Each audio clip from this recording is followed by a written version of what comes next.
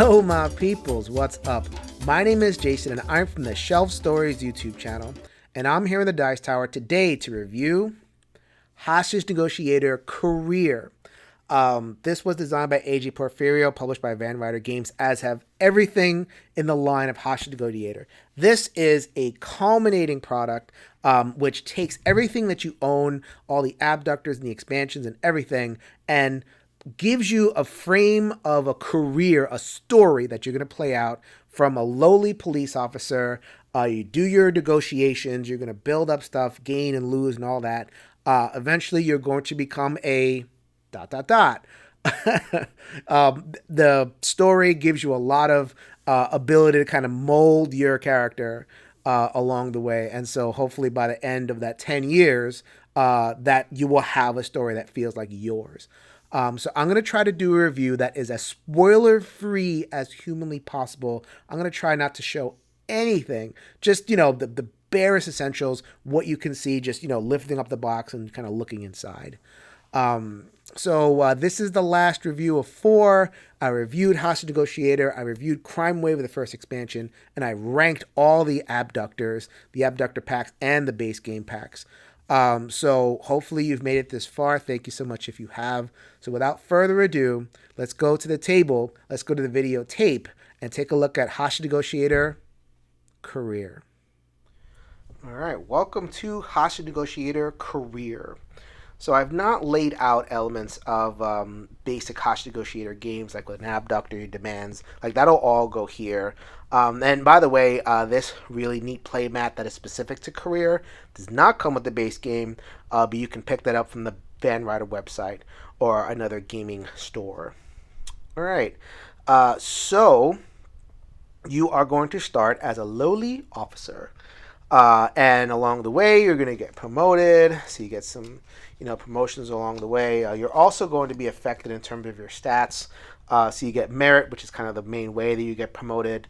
You're also going to build up and lose career stress and personal stress. And the main function of these two, they don't really have too obvious a game mechanical impact right away, but they interact with all of these other cards. Okay, so the main deck, the thing that really drives the plot, is this career deck. So then there are 10 cards in this pile. So you're going to start with year 1, and you're going to go all the way to year 10. It says retirement. Ha ha ha. You haven't seen a lot of cop shows if you think you're just going to retire, right? All right. So then you can also have a lot of options. So like you can go through it one version, but there's so many different options of the career. You just go through again and again and find different permutations each time. All right, so what am I doing as a sergeant? I'm still a lowly officer. There you go. So at the beginning of a quote-unquote career turn, the first thing you're going to do is that you're going to consult your stressor.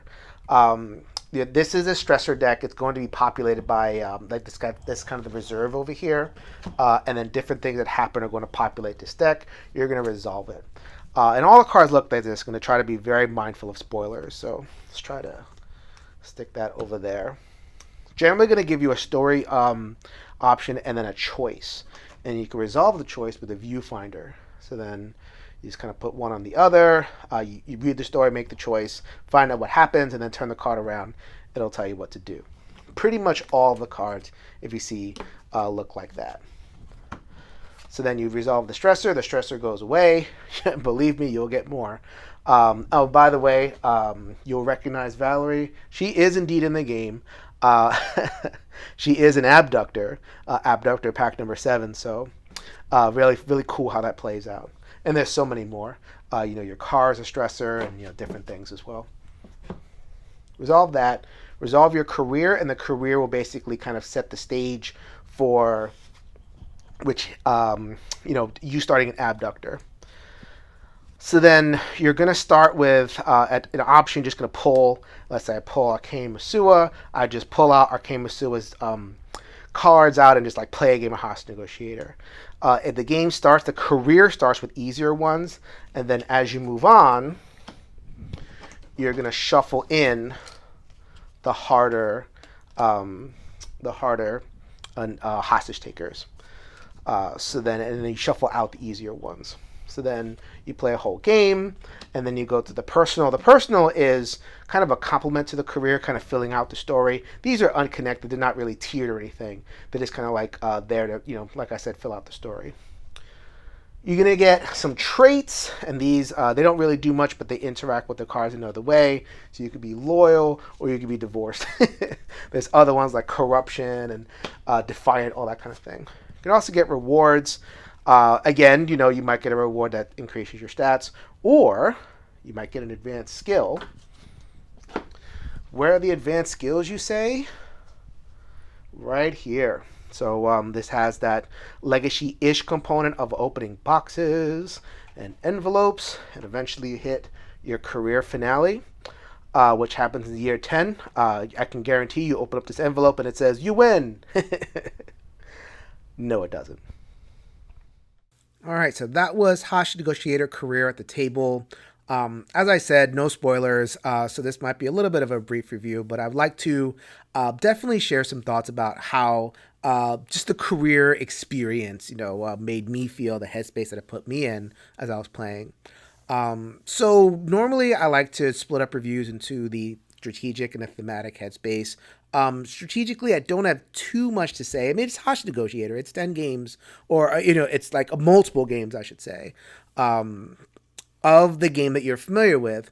What I will say, though, is because it's a campaign, and what we've gotten used to with like campaign/legacy games is that as you're playing, the game is changing, the meta is changing.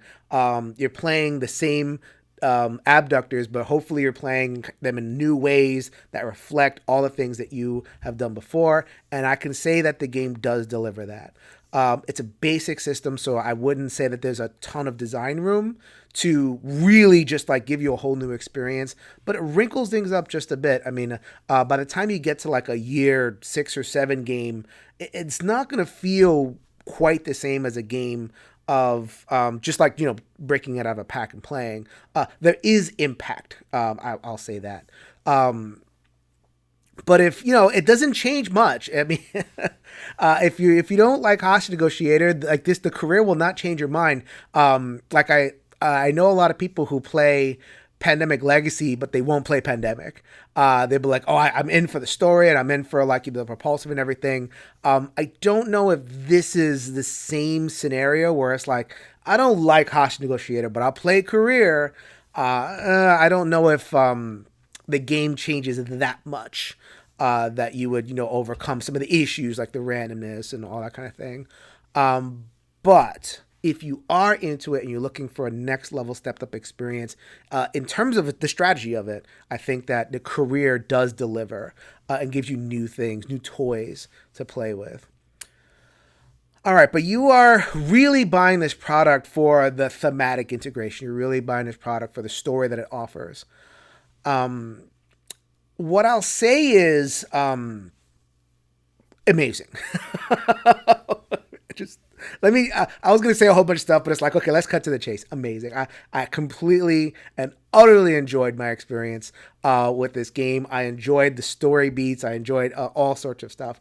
So like the career year deck, right? That 1 to 10.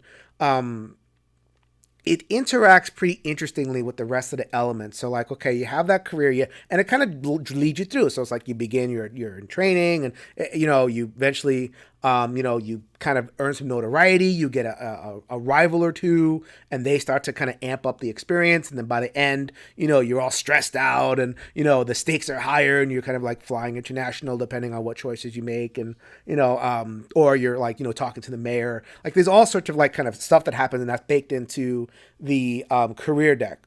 Then it interacts with that personal deck, and it's interesting, right? because the personal deck is random, like it's just kind of like going whatever. So like you could be in like year 7 and you're ready to kind of do some high stakes negotiation where like all sorts of people are involved, and then the personal deck says, okay, you go and walk your dog.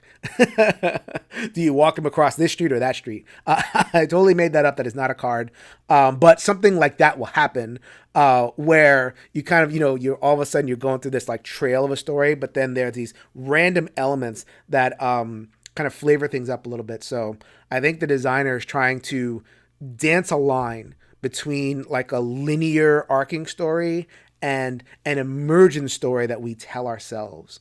So games do that, right? You think of like a Arkham / Eldritch Horror. That's more of an emergent story. It's a bunch of story elements, and you just kind of like put it together in your head. And then you have a game, I don't know, like a near and far, a storybook game where that's really kind of taking you through, a trail. Even if even the trail's a little bit open ended, there is a trail. So trying to like kind of balance those two things. Is it always successful?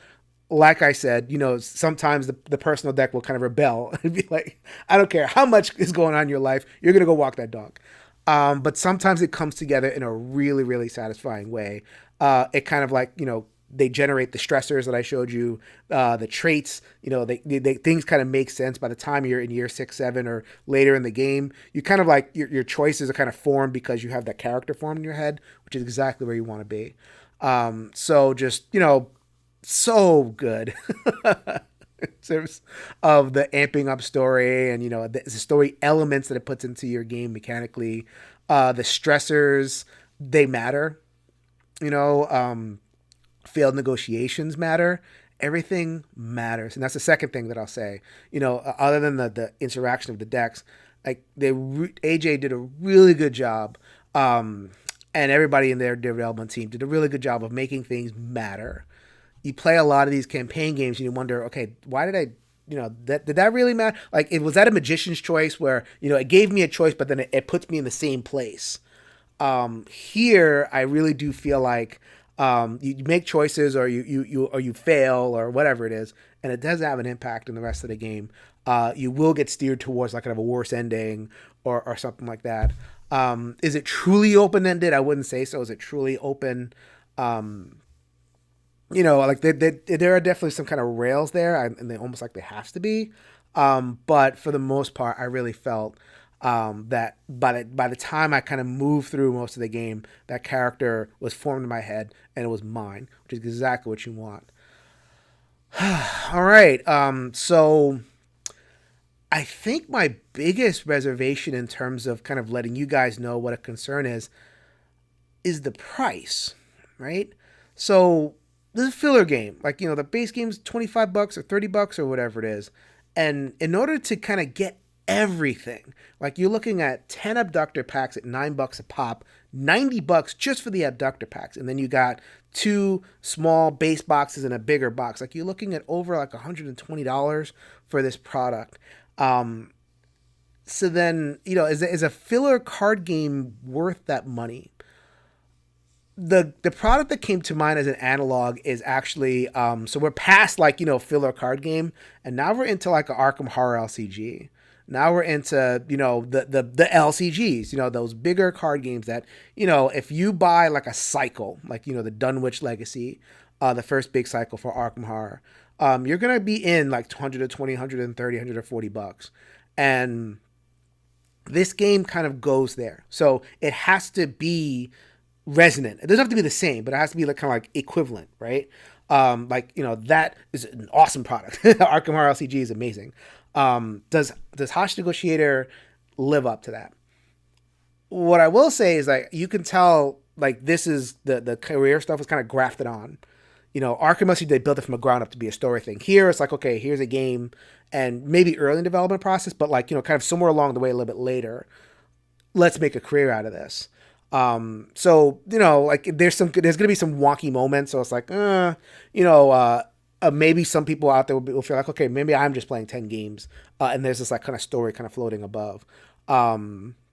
But I didn't. Like I was able to kind of like put myself in the bridge that gap between the individual game themselves and the career experience. Which, if you could do that, Well, that's the price of admission for $100 plus product is a price of admission for like that thick and that rich story experience. So just kind of putting it out there, like if you're gonna get into this, like, oh, I'm gonna play this light, fun game. What 100? What? If you're gonna pay that for Arkham LCG, this is not as like rich a story experience, but I mean it's close, and that is an amazing achievement. Starting from a filler game, going to that, it is close enough. I had so much fun playing through this thing. And there's all sorts of stuff too, like the boxes, and the envelopes. They learn that from the legacy games. It's not a legacy game, but it has that element that like, ooh, what's going on? The writing, it's a rough in patches, very cliche in patches, but sometimes the story beats themselves are well written and well executed. I could just go on and on. This is a fabulous product. So I gave seals of approval to the previous two games. This one wrapping it all up together with the proviso that you have to be okay with the cost. But if you are, and I am, because I'm comparing it to another product that's similar and also just as pricey, I'm going Seal of Excellence. Seal of Excellence, which is crazy considering where this game started from. 4 years ago, Z Garcia reviewing it, going, pass, I don't want to play this game. Get past it, get into it, get all this stuff, do the career mode, and it's like, whoa, this is a fabulous product. All right, so that was all of Hostage Negotiator. That's about all I'll say here. I am going to have follow-up coverage on my personal channel, which is Shelf Stories. The logo is right there. Go ahead and look for me on YouTube. I am going to follow up. I do have a lot more to say about the actual story itself. Like I said, I wanted to completely avoid spoilers. I'm going to get into some of that stuff in my own personal channel. Like I said, I don't want to influence you guys. Like there's some things that happened that gave me the feels up and down. But that doesn't belong in this review. This is just kind of laying out non-spoiler what I thought. So this is Jason reminding you, if you could change your mind, you could change the world. So until next time, thank you so much for being on this ride with me, and I'll see you next time. Later, everybody.